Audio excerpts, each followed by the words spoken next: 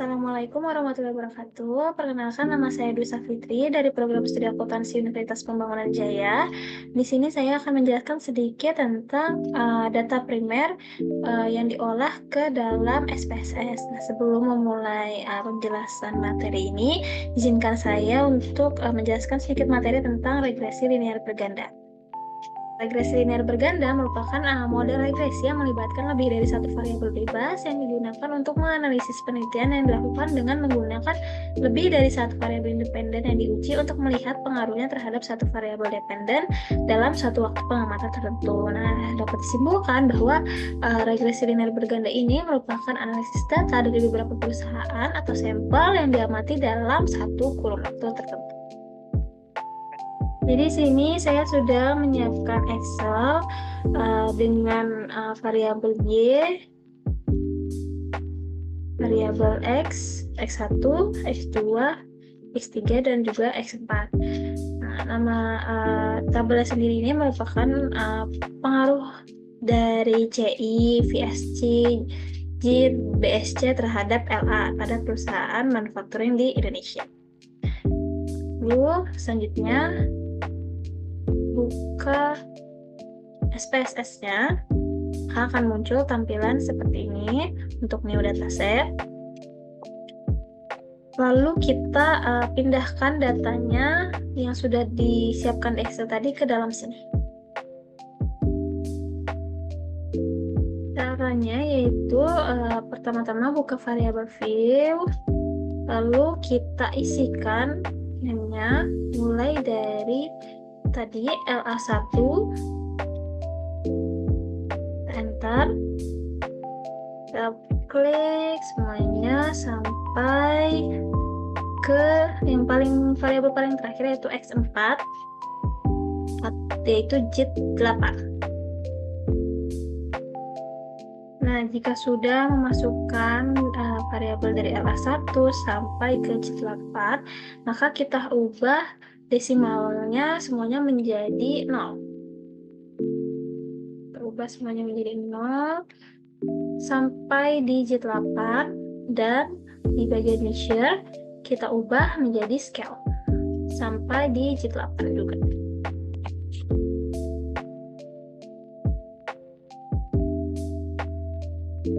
Semuanya sudah desimal sudah 0 dan juga measure-nya sudah scale, maka dilanjut ke data view, akan muncul variabel-variabel tadi yang sudah kita masukkan. Dari variabel ini kita kopikan data yang sudah kita simpan di Excel tadi. Sebaiknya langsung di semua seperti ini biar kita bisa copy semuanya.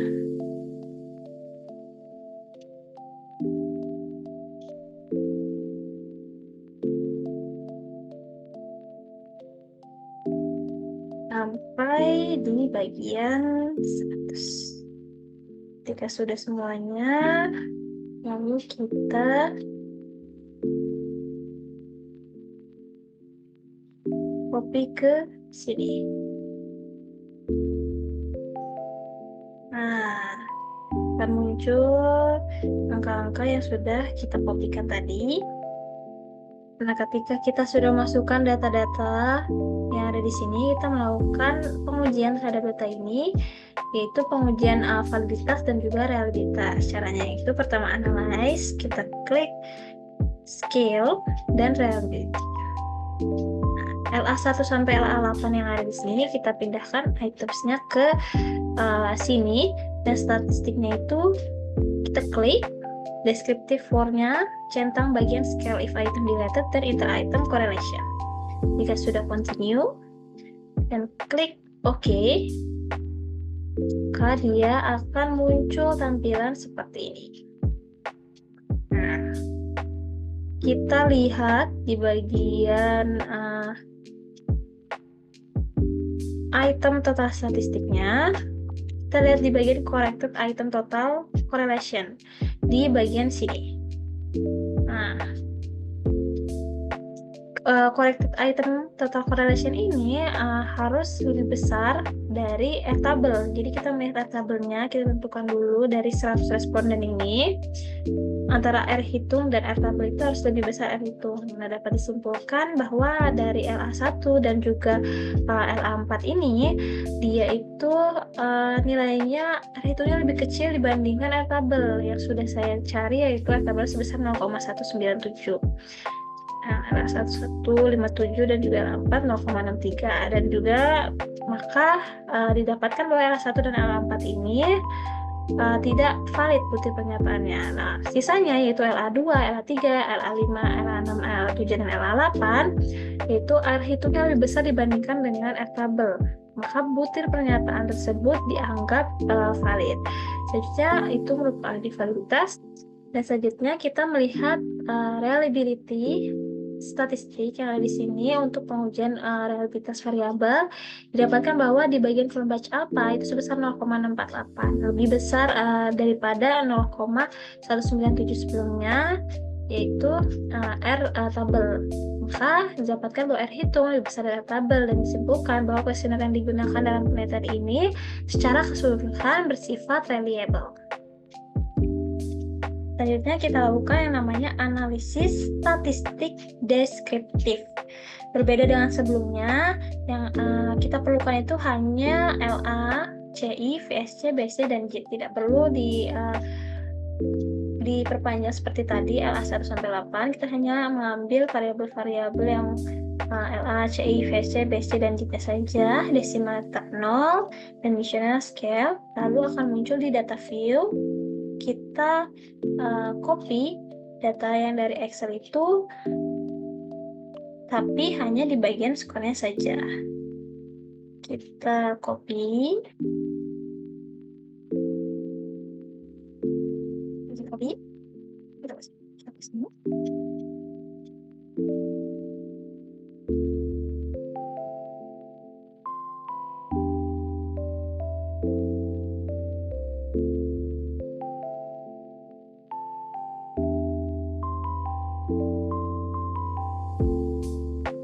Terakhir itu ada J.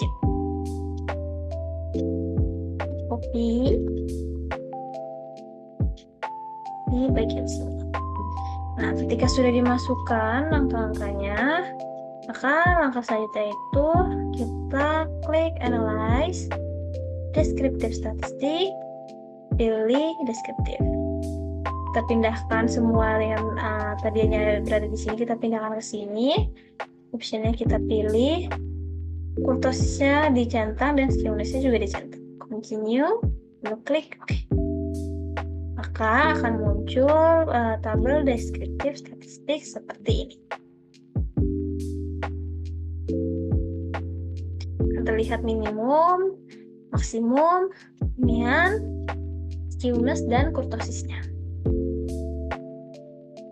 Selanjutnya dari data-data ini kita lanjutkan yang namanya uji asumsi klasik. Nah, salah satu cara dari uji asumsi klasik itu adalah melakukan uji normalitas. Kita lakukan uji normalitas, caranya kita analyze yang pertama, lalu kita pilih regression dan linear, akan muncul seperti ini. Lalu kita pindahkan dependennya itu LA, sisanya yang CI, VSC, BSC, JIT kita pindahin ke independence. Jangan lupa kita pilih plots-nya. Bagian variabel Y-nya itu kita pilih yang stress ID. Pilih. Bagian X-nya kita pilih Z-Pre. Stress dan spread. Lalu di standardized residual plots-nya kita pilih histogram dan normal probability plot. Kita sudah klik continue, maka klik OK. Nah, ada yang namanya histogram dan juga normal plot. Yang pertama akan muncul grafik histogram. Jadi berdasarkan grafik ini, maka dapat ditarik kesimpulan bahwa data itu berdistribusi normal. karena dilihat dari grafik histogramnya itu dia memberikan pola distribusi yang melenceng ke kanan atau membentuk pola seperti lonceng. Nah, untuk yang grafik pivot ini dia dianggap bahwa datanya itu berdistribusi normal karena dilihat dari titik-titik ini dia tidak jauh dari garis diagonal yang melintang di sini, jadi dianggap masih normal.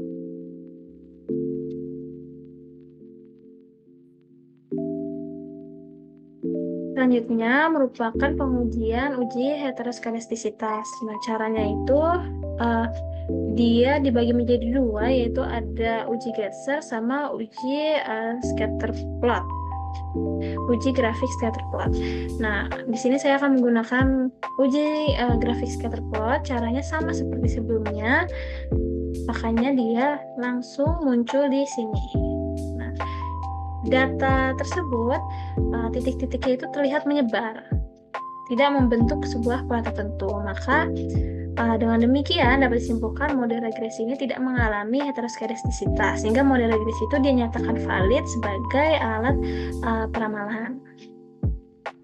Nah, selanjutnya itu kita melakukan yang namanya uji multikolinearitas. Caranya itu yang pertama dengan mengklik analyze, kita pilih yang regression linear, sama seperti tadi tampilannya, bedanya dari statistik.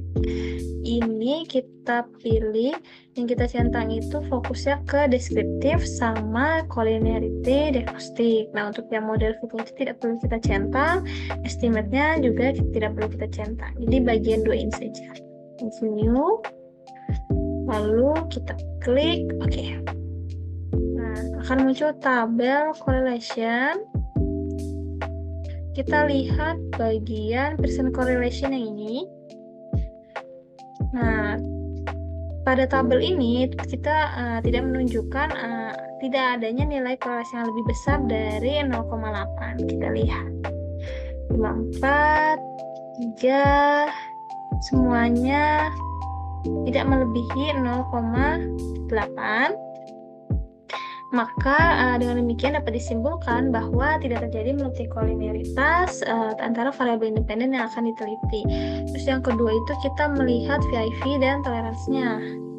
Ada di bagian sini VIV, statistik VIV. Nah, ini dia menunjukkan VIV-nya itu kurang dari 10 dan nilai toleransinya lebih besar dari 0,01. Maka dengan demikian disimpulkan bahwa tidak terjadi multikolinearitas. Langkah saja kita melakukan yang namanya uji hipotesis, yaitu pertama kita klik analyze lagi, kita pilih yang regression linear, lalu kita klik langsung saja OK. Maka muncul tampilan seperti ini. Di bagian sini kita melihat untuk uji F sendiri, kita melihat F statistiknya dan juga F tabelnya, dan kita melihat berdasarkan probabilitas dari nilai SIG ini.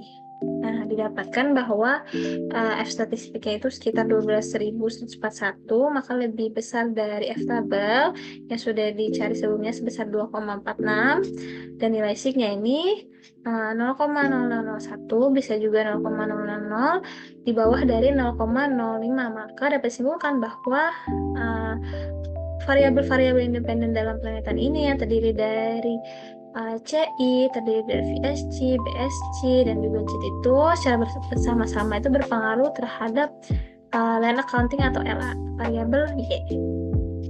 Lalu yang kedua itu kita melihat untuk uji T, kita melihat bagian koefisien di bagian model dan standardized B sama T. Untuk koefisien determinasi kita melihat di model summary di bagian sini. Kita lihat R square-nya yaitu sebesar R square-nya itu sebesar 310.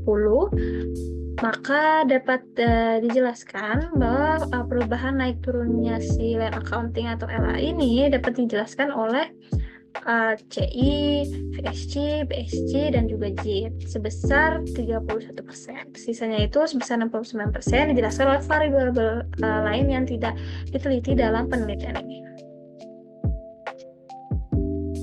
Mungkin itu saja materi yang saya dapat jelaskan terkait SPSS kali ini. Jika ada kesalahan dalam perbuatan maupun kata, kurang lebihnya mohon dimaafkan dan terima kasih.